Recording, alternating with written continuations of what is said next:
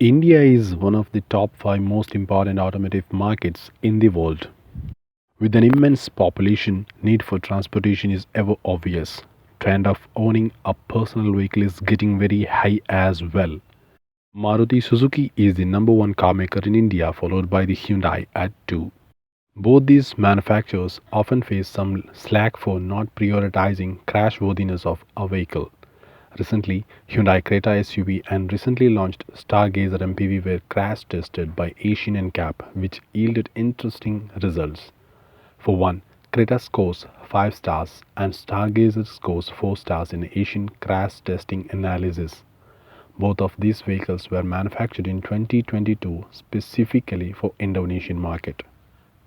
Indonesia's spec Hyundai Creta, which is used to assess crashworthiness, came with dual airbags as standard, side and curtain airbags as optional depending on trim levels.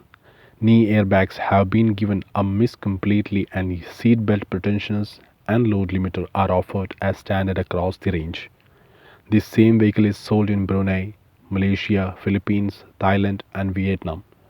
In adult occupant protection, Indonesia's spec Creta scored a total of 27.78 points, which included frontal impact, side impact, and head protection test.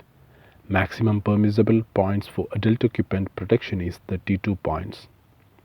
Out of 51 points for child occupant protection, Indonesia's spec Creta scored 39.67.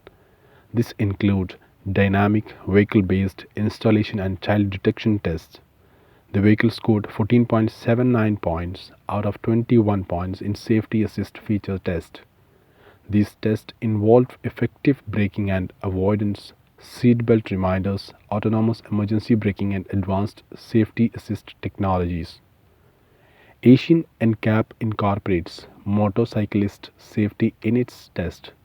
In this regard, Indonesia's spec Creta scored 9.14 points out of 16 in total. In contrast to Indonesia's spec Creta, India's spec Creta scored 3 stars in adult occupant protection and 3 stars in child occupant protection. India is yet to get the facelifted Creta, which is expected to launch in 2023.